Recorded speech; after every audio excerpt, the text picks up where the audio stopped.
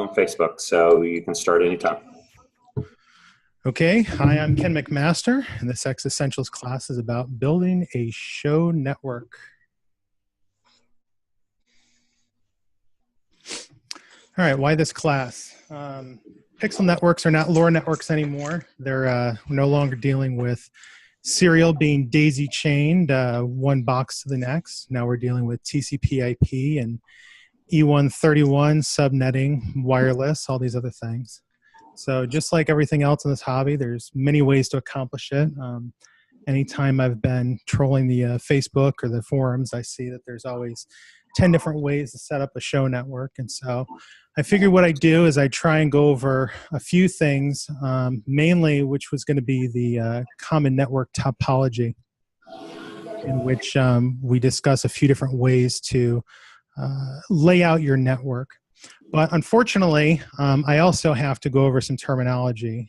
I don't want to teach this terminology, but I feel that in order to be able to understand why we do certain things that we do when it comes to setting up a show network, that you actually have to know a few of these things. Everything that is under this terminology area kind of touches on one another, so I put them in the best order that I could, even though we're probably going to skip around slides a little bit in this terminology section to point out different graphics here and there. And hopefully by the end of it, everyone will understand it a little bit better. So let's just jump right in. We'll start out with IP addressing. Another quick note, I tried for a very long time to try and figure out a unified metaphor for everything, but there's just so many different ways to explain this, and I found that I'd be explaining metaphors as well as the actual technology. So my metaphors aren't unified. I'm going to be using lots of different metaphors throughout the whole thing. So for IP addressing, an IP address is essentially a phone number of your device on the network. So this is a very simplistic network right here. We've got two computers. There's nothing in between them except for maybe a wire, or maybe it's wireless. This is a valid network if both of them have an IP address. You can see I listed out IP addresses as 192.168.6.20 and 6.30. If I know Ed's phone number and he knows mine, then we can call each other and we can talk to each other. And that's the same thing about these computers here. If they know each other's phone numbers or their IP addresses, then they're able to talk to each other across some sort of medium. Oh, why aren't we seeing? Oh, I don't know why this is animated like this. Private IP networks. There's two different types of IP networks. Public IP networks and private ones. We're going to focus on the private IP network.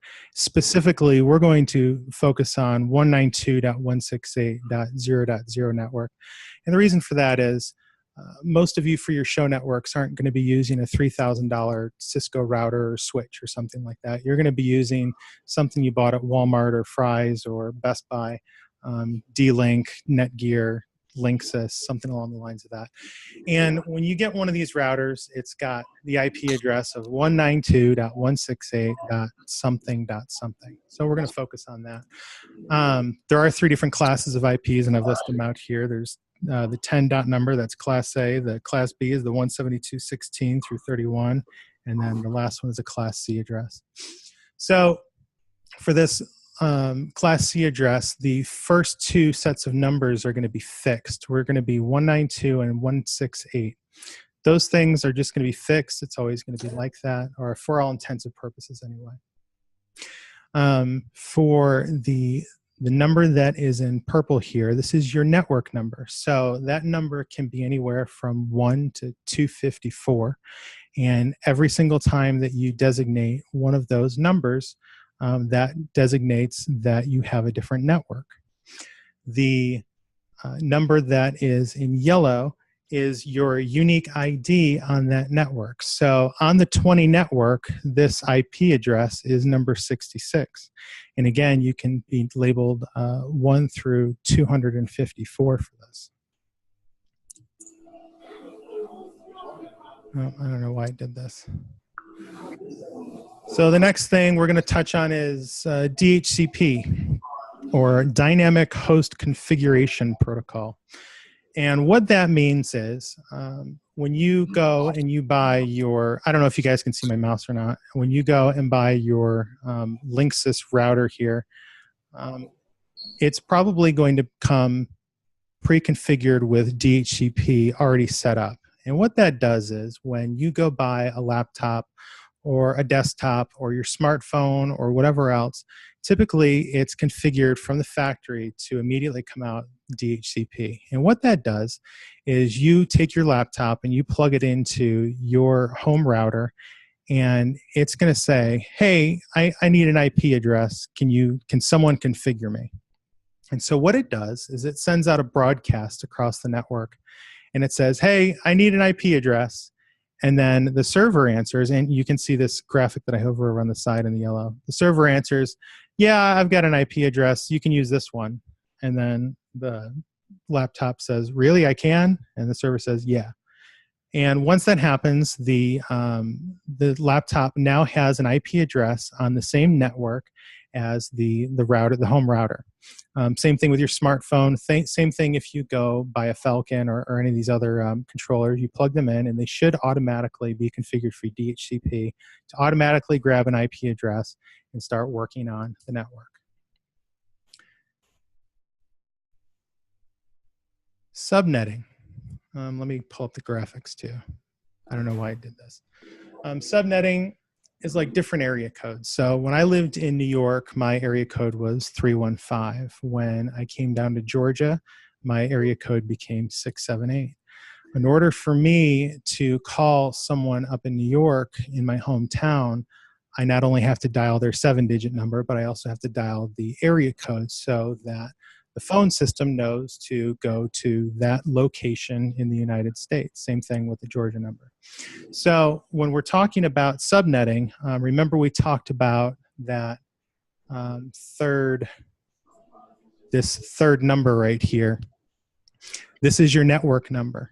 And with this network number, you can see here, I've changed it. So this computer right here is running 192.168.6.5, and this one's running .30.5. So that's what subnetting is. It's taking and making different networks with your IP addresses on a general, very high level basis. As you can see, I also kept the network number the same at the end of each of these. They're both set to a 5. And the reason for that is on the 30 network, I can have a .5, and I can also have a .5 on the 6 network as well. And the thing that allows these two different computers to talk to each other is a router. When you are, anytime that you need two different networks to talk to each other that have two different numbers in the third octet, you need to route between them. And this router acts like a distribution translator or system. It's a gateway. So it allows these two things to talk to each other. And you can see that I split it right down the LAN ports and the WAN port, because on a typical router, you can see there's a separated one. All right, so broadcast domain. This is the one that's a little bit deeper dive, but I think that this one's very, very necessary, to talk about all of this. A broadcast domain is like this conference room. I'm the broadcaster. I am taking my message and I am sending it out to everyone in this room. Now, currently, there are probably hundreds of Zoom calls taking place right now over the internet, in the United States, internationally, wherever. But my message doesn't leave this Zoom room because that's the way it's configured. This Zoom room is my broadcast domain. Same thing with your network here. In this network, everything that is on your network, this is a home network, let's say, it's in the 192.168.68 network. And you'll notice throughout this whole entire thing, I changed the network name arbitrarily just to show you that you can. This can be pretty much whatever you want it to be when you're setting up a network. Anyway, all of these items that are inside of this yellow box are all inside of the same broadcast domain. So if this smartphone right here hops onto the wireless and says, hey, I need an IP, what it does is it sends out a broadcast. And what happens is every single item on this whole entire network receives that message. And it says, hey, I'm smartphone and I need an IP address. Now, all of the other items on the network, the Falcon, the FPP, the laptops, the switch, they don't care about that message. They don't care about that broadcast because they don't run a DHCP server. And so what they do is they just ignore it. Whereas when this router comes along, it actually responds back and says, hey, I got your message. Here's an IP address. And that's how broadcast works. Broadcast, when you send out a broadcast, it doesn't leave your broadcast domain. And so it's not going to traverse a router out to the internet. And this becomes very important when we start talking about multicast versus unicast. So what is a router? Network routers route traffic between two different IP subnets. Network broadcasts do not get routed between the IP spaces and help to make a network smaller and more confined. Let me click on this. So remember, let me see if I can back it up. Remember how there's a WAN port and there's a bunch of LAN ports here? Well, here's your broadcast domain. All of your stuff is usually plugged into this side of the router, including this wireless antenna right here. And then what that does is it segregates all of this traffic from what's going on in this broadcast domain. So in this broadcast domain, you've got another network. In this one, you've got your home network. This one, typically, you have the internet, or maybe you have just another network. And we get into that when I start showing you some of the different show diagrams.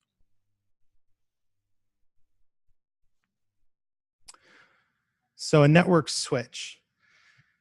A network switch connects multiple devices together. So I've got two laptops here, and I'm connecting them directly into a switch. Now, what the great thing about a switch is, it knows how to get from point A to point B without really leaking any data. So if I have laptop on the left here that wants to send a message to the laptop on the right, this switch right here is going to say, okay, I know the laptop on the left is plugged into port 1, and I know that the laptop on the right is plugged into port 6. And it's going to take the message from the left, and it's going to send it only out to the port for the one that's on the right. Now, if I had a router connected off of this and the laptop was connected over to the router or something, then it would know to send from here to there to the router, and then the router has to deal with it. But the point that I'm trying to illustrate here is that the information is only going to go the shortest distance, which is just the two ports that are actually involved in this communication. And again, this becomes very important when we start talking about segregating our networks a little bit later. And then switches also expand broadcast zones too. So you can see over here from this slide before, let's say you have a Comcast or a Charter router or something, they give you that big monolith that sits in your living room, and you've got like 2 or 3 devices connected to it, maybe a bunch of wireless. Well, if you wanted to connect a bunch more devices to it, you would put a switch in, and then you'd plug more stuff into it. Well, what you've done is you've just expanded out your broadcast zone. So if this guy sends out a broadcast, everybody in here is going to get it. If this guy does something, if it sends it out wireless, everybody in here is going to get it. The main thing too as well is that if one of these guys sends out a broadcast, it also sends out that information over wireless to any wireless nodes as well. So everything becomes inside of the same broadcast zone. Get back to the switch. All right, so unicast and multicast. Currently in the Christmas lighting hobby, there's 2 main forms of transmitting your lighting data to your controllers. We got multicast and unicast. Now, I've put up 2 graphics here. Multicast is truly the graphic that is highlighted in orange, where you've got a broadcaster sending out to a bunch of nodes. Whereas I'm going to get into this a little bit, but typically I'm going to want you to think about multicast as this second graphic, and we'll explain why in a second. So multicast. Google says it's to send data across a computer network to several users at the same exact time. So in this situation, again, I'm going to be the guy, I'm the red dot, and I'm sending out I'm broadcasting my message to all of the green dots, and all of you guys hear it. Inside of xLights, we go and we set up our universes for multicast. You can see here I've got universes 1 through 18. And they're all set to multicast. There's no IP addresses set or anything. So any data that comes out of xLights right here is going to be sent out multicast, and that means it's going to just broadcast all of that data across the network. Now we're going to go into that tangent right here. Multicast is truly this one that's over here on the left, where you have a special switch that costs a lot of money, and you've got different nodes that subscribe to that switch, and it only sends it out to certain things. That's what multicast truly is. However, you guys are all buying your switches at Walmart and Best Buy and wherever, and they cost $8. They're Soho switches or Soho routers, small office, home office type things. So in that type of situation, we're not actually doing true multicast, we're doing broadcast, which means that when we go back to this previous slide, when xLights sends out data, it doesn't hit just these guys. It actually hits everybody. So that's what. So when you think about multicast, when you're sending out for a show network, you really want to think. You really want to think broadcast, where your show player, your FPP, your X schedule, whatever your show player is actually sending out to every single node. Okay. Unicast is just the opposite. You've got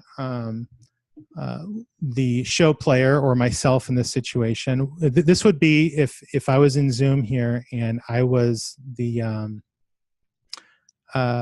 presenter and I was sending a chat to this one person. No one else would see that chat. It would go directly to that person, and it would be a point A, point B conversation. And it really even went in terms of xLights, it wouldn't even be a conversation.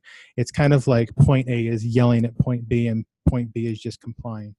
But here you can see in xLights, I've set up another network, and now I've got IP addresses. These are all set up in Unicast. So this means that I have to do a little bit more planning. I'll get into that in 1 second. Multicast pros and cons. So the pros is it's very easy to set up. Let's again go back to this slide. As you can see, I say, all right, I've got a whole bunch of props. I don't know how I'm going to number them. I'm probably only going to use 100 universes. So I'm going to drop 100 universes. Oops. I'm going to drop 100 universes into xLights. I'm going to send them all out multicast. Done. No planning. You just send it out, and maybe we'll trim the fat a little bit later with however many universes you truly end up using. So that's why it's very easy to set up multicast. There's duplication of universes and channel data on multiple controllers. So what that means is I've got my show player up here, and I'm going to start sending out data. I'm going to send out all the data, and I'm going to multicast it. So I'm going to send it down here, and it's going to hit both of these guys right here. I got a Falcon F3 and a PixCon. So what I could do is maybe I want both of these controllers to do the same thing. Maybe I've got a Megatree on this one and a Megatree on this one. I want them both to do the same thing. So I can figure this one to start at universe 1, start channel 1.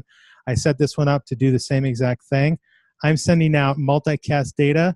It comes out of here. It hits both of them. Boom. No problem.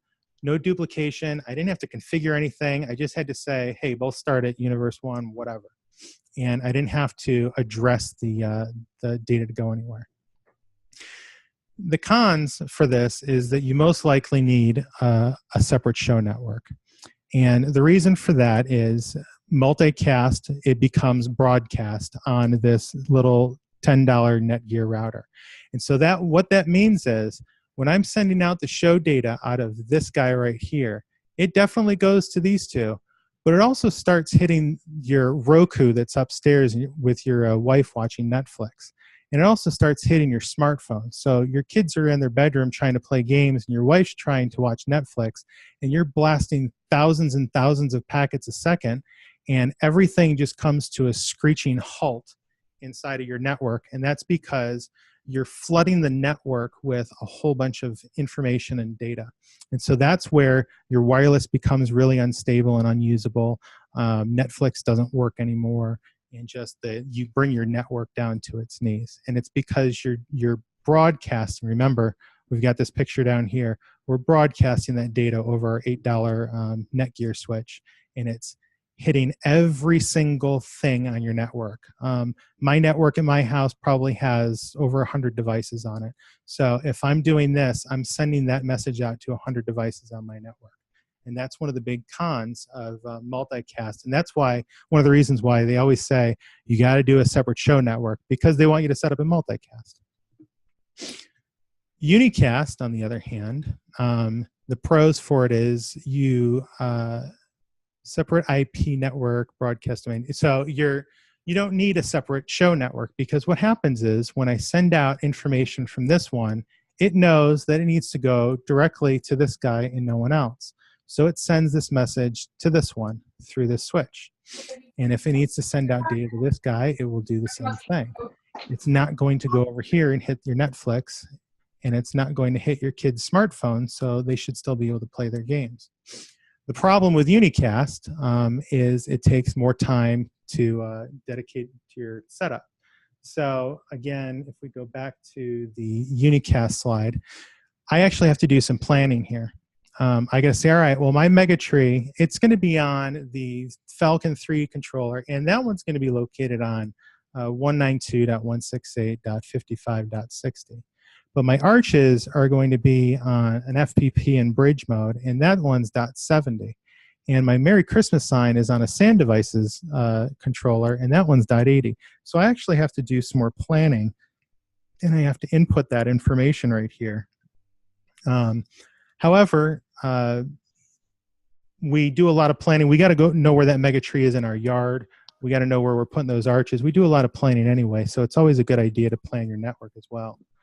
And then it's harder to make changes on the fly to do setup. So again, going back to that previous slide, let's say I wanted to change the Megatree controller from .60 to .61. Well, if I was in the multicast mode, I don't need to do anything in here. This is already set up. It's going to take care of it. Don't worry about it. It's blasting the data out to every device on the network, so we don't need to worry about what the device number is. However, in Unicast mode, I would have to go in and I'd have to change every single one of these items here, and then I'd also have to go change the IP address on the network controller to 61 as well. So there's definitely some more configuration that comes into play whenever you're doing something in Unicast. These cons aside, I'm advocating heavily for Unicast because it decongests your network full of everything, and we do a lot of planning anyway, and it's a good idea to plan out your network as well. So let's jump into some of the typical network topologies. There's 3 different topologies that I think are pretty typical. The standalone network is a network that is not connected to anything. It's not connected to the internet. It's only connected to itself. So a good illustration of that is this guy right here. This is a standalone network. These guys can't get on the internet. The only things that they can talk to is each other. Get back to my other slide. So in this diagram, you can see that I've got the cloud that represents the internet, and then I've got my show router, and it talks to my Falcon, and these two don't talk to each other. They are separated from each other. Oh, I think I had, yeah, there we go, some graphics. A routed network. This is the one that I see most often on the Facebook groups, but I think is the most complicated. And that's where you've got your home network right here that's connected to the internet.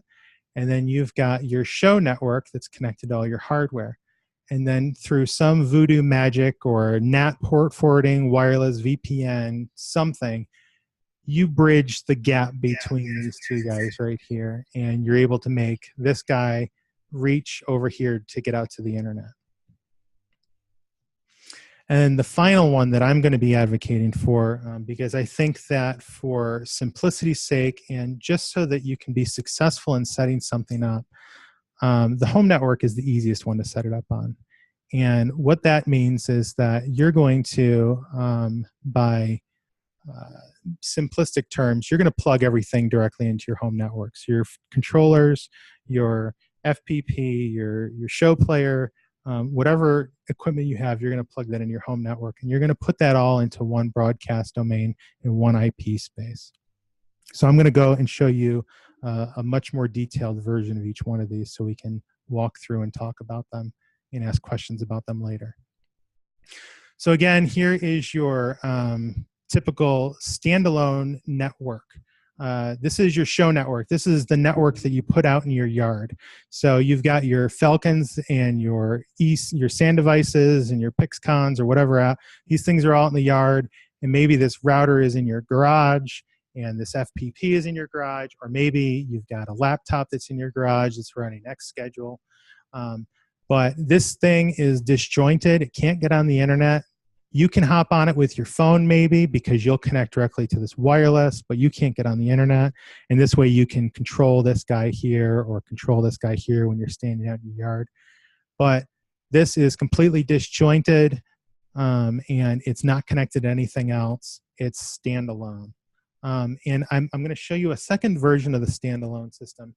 In this one right here, you'll see that I have my smartphone is able to connect up to it via wireless because I put a router here. And this router is able to do DHCP and hand all of these guys IP addresses that are all in the same network.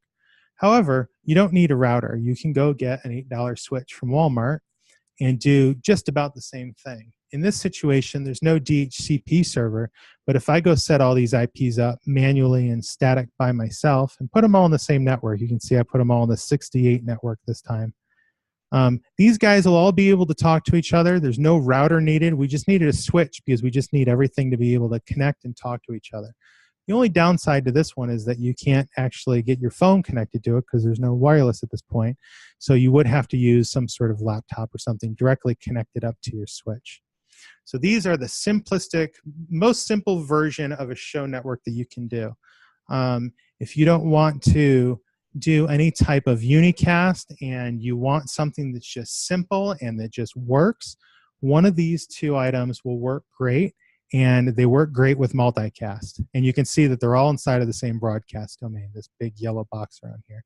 So if you don't want to screw with unicast and you don't want to mess with routing and anything else, you can do either one of these and you'll be able to create a show network that won't interfere with anything else.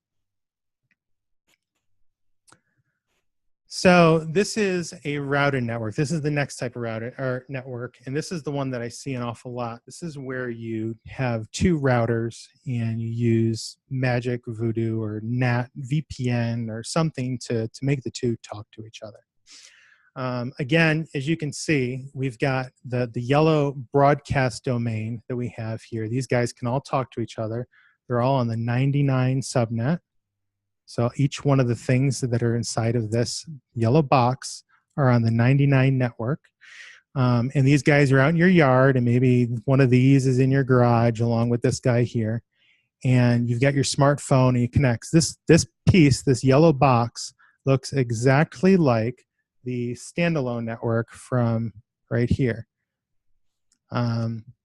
It's the same exact thing.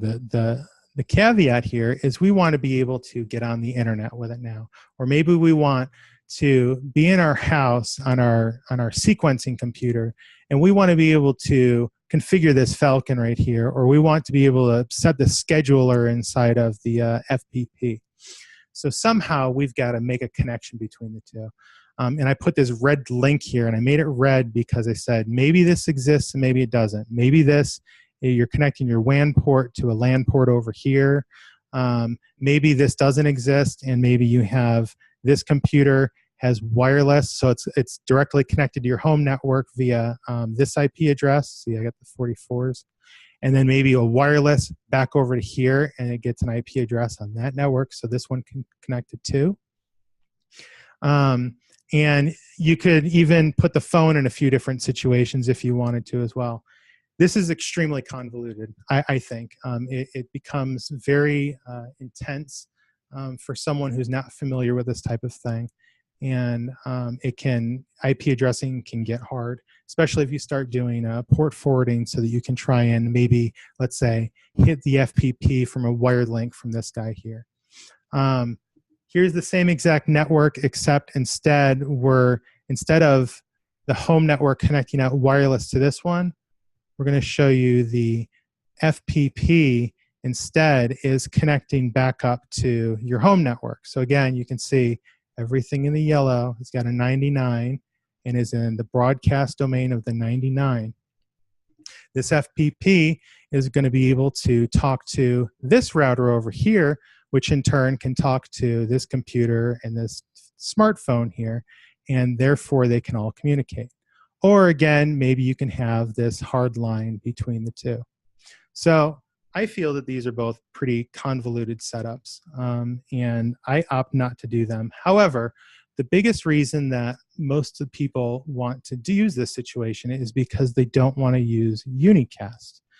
If you set up your network like this, you can use multicast on this side. So your FPP can be set up to multicast out to everything on this network, and it's not going to cause any type of congestion for Netflix or anything over on this side, because all the data is being spewed out of this Ethernet port back to this guy and out to these guys. And any data that needs to get out to the internet or to be controlled by this is going to go over this wireless link. Same thing for this one. If you wanted to run multicast in this situation, you very well could. You could run multicast out of here. It'll hit everything inside of here. It might hit your smartphone if it's connected as well, but that really doesn't matter too much. But it's not going to send all that multicast traffic over onto the home network side of things. And so the main proponent of running a network like this is so that you don't have to set up Unicast. I like setting up Unicast, and I like making things a little bit easier. So this right here is the final one. This is where we set up our network on our home network. But the main caveat is we're going to put a brand new switch in. So in this situation, I've got the internet out here. Everything inside of the yellow box is inside of my broadcast domain. This right here is going to be able to get my Roku that's upstairs. It's got my Netflix running. It's going to hit all my smartphones. It's going to have my sequencing computer that's over here. And then I've got all of my show hardware. What I'm going to do is I'm going to either set up my xSchedule or my FPP to run in Unicast mode. And by setting it up into Unicast mode, anytime data is being sent out of one of these show computers, it's being sent up to this switch, and the switch knows exactly what to do with it. It's not going to send it out here. It's not going to broadcast it. It says, I know that 192.168.99.6 wants to send some messages to 99.10. And so it goes into one port and back out to the other, and it never hits any of these other guys right here. Especially, it never hits anything over here. So this way, by setting up your network in Unicast mode in a dedicated $8 Walmart switch, we've essentially segregated all show traffic out to this one switch location where no information is going to be leaving this switch other than to maybe you want to control it with your phone. I've got a little nutcracker guy in there because you can actually control xSchedule from your phone. You can also control FPP from your phone as well. So the only data that might come in and out of here is for me to control something. But again, that switch knows that I need to just get to this computer in here, and it doesn't need to deal with these guys. So this is a great way to segregate everything. It's a great way to stay on DHCP if you don't want to screw with static addressing, although I would tell you to definitely set up static addressing if you're going to do Unicast. And this way, everything can stay on one network, and you don't have to try and segregate everything out and make things more complicated with NAT and VPN or uplinks or port forwarding or anything like that. And I think that's it. Does anybody have any questions? Your presentation is missing a key point, network masks, and how to determine local versus remote networks. Also, you should have emphasized that you've been using a 24255. Okay. So I knew this would happen. We've got an expert on the line here. One of the things that he threw in here, I didn't talk about network masks, but what I'm trying to do is simplify how all of this works by sticking with this one network. And so in that one network, you're always going to have a subnet mask of 255.255.255.0. And what that does is when you have that network mask, it's going to allow you to use an IP address range of 1 to 254. And so you can have 254 addresses on your network. I didn't bring up anything having to do with subnet masks because I don't think anyone really wants to actually subnet something. I think that it's going to be more along the lines of just trying to get things working. What if you have multiple Wi-Fi devices on the same network? I have 5 Pis all connected wireless. Well, for that, I'm going to suggest that you run in Unicast mode. It depends on what you're doing, because with 5 Pis, you can either run them in bridge mode, or you can run them in slave master mode, where you're only talking about sync packets. Let me get back to this guy here. In a situation where you'd have 5 Pis on this network, one of the show masters, it's either going to be xSchedule or maybe a master Pi.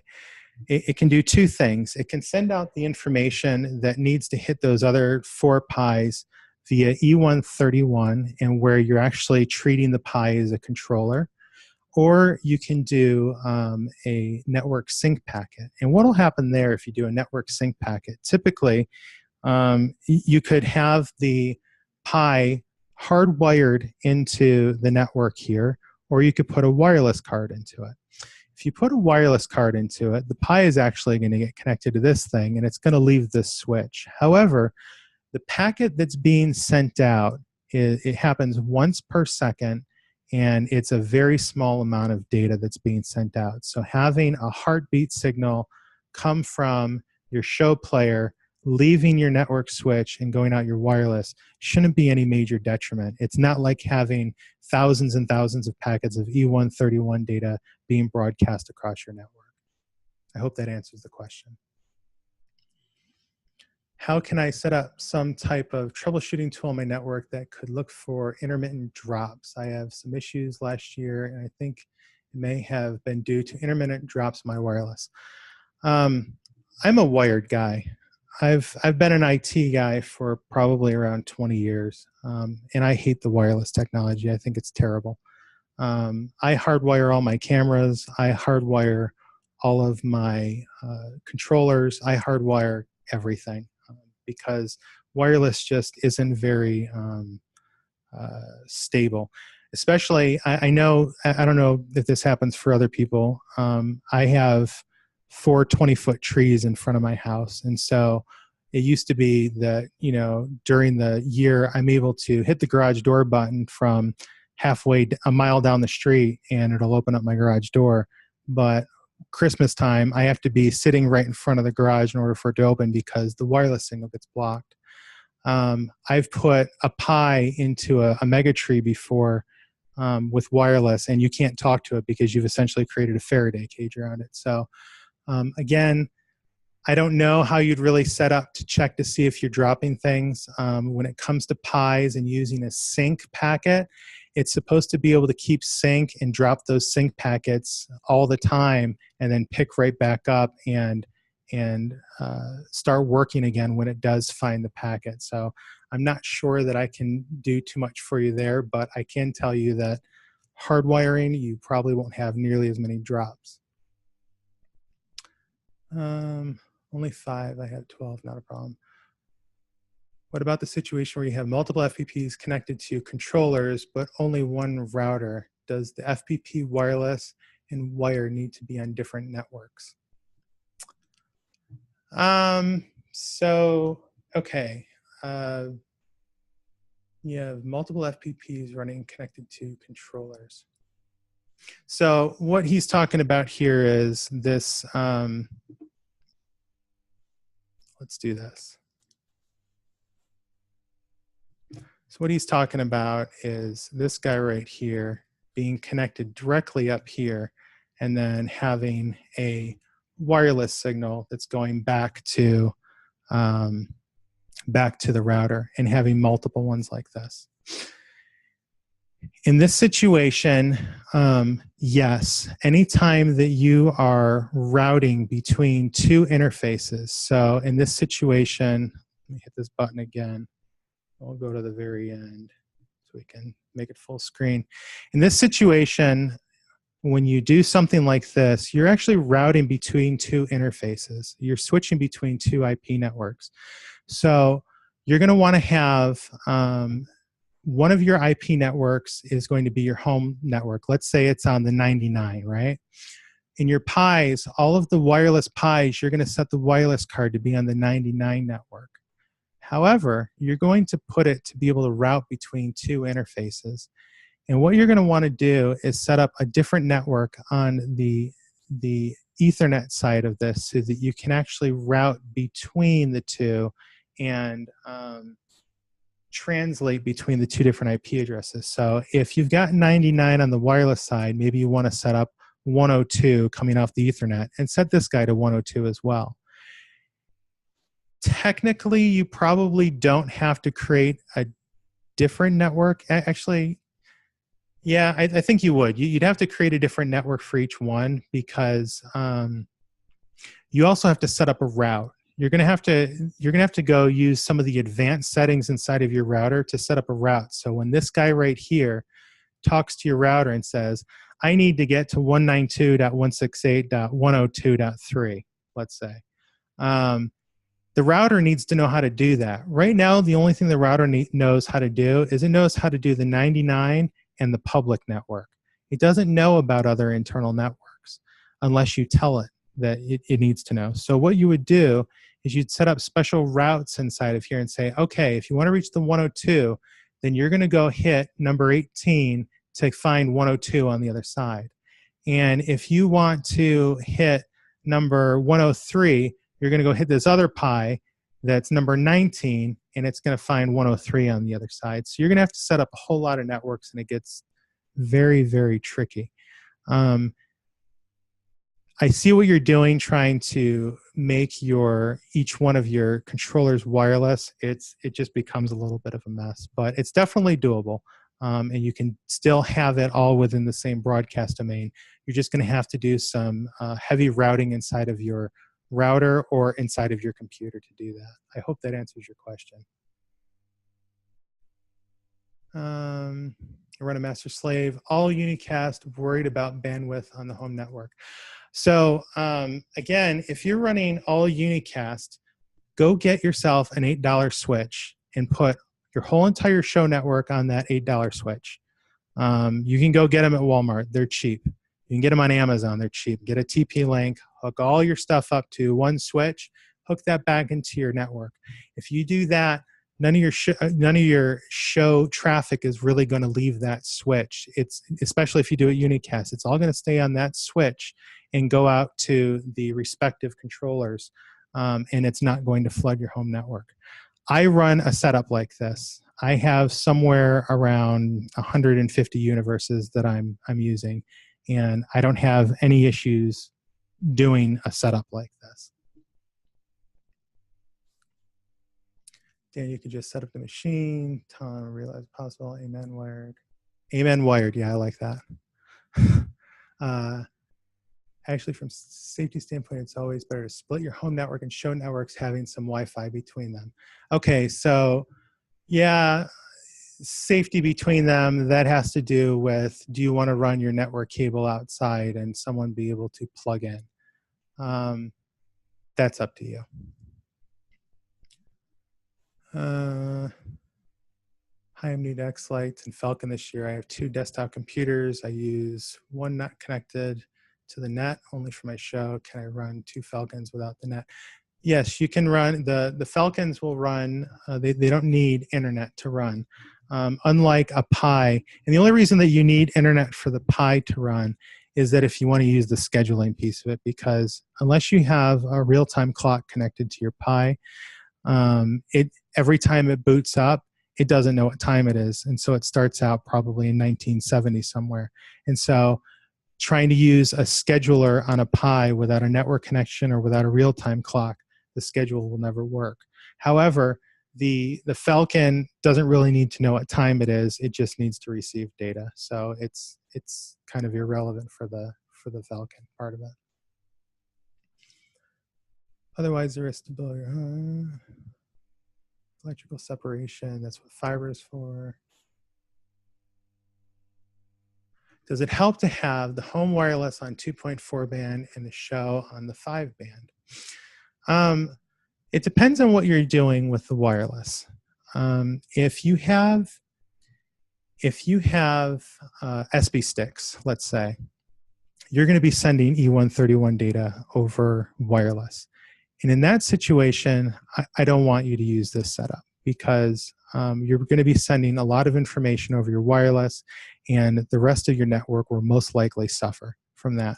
Unless you use maybe a separate band. Let's say that you have the whole entire home band on 5 and you put the SB6 on 2. You're still putting a whole lot of traffic across your router, and it has to deal with all that traffic, and it has to deal with the rest of your house as well. So if you're sending E131 data over wireless, I would suggest actually going for the little bit more complicated setup and separate out and use a separate wireless access point. Only because the main thing here is we don't want to burden your home network with a whole bunch of show traffic, and using something like that would.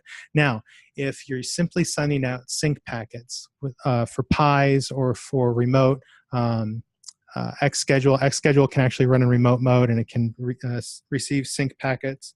So if you're just sending out sync packets from a master to all the wireless devices, then yeah, it shouldn't be a big difference if you're running 2.5 or, I'm sorry, 2.4 or 5 gigahertz.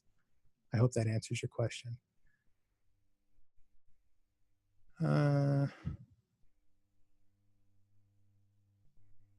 there's lots of arguments about fiber in the net in the yard, shielding.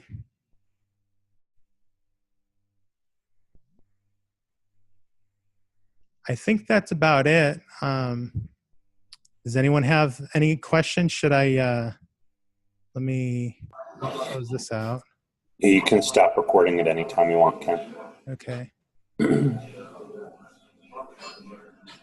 Stop recording.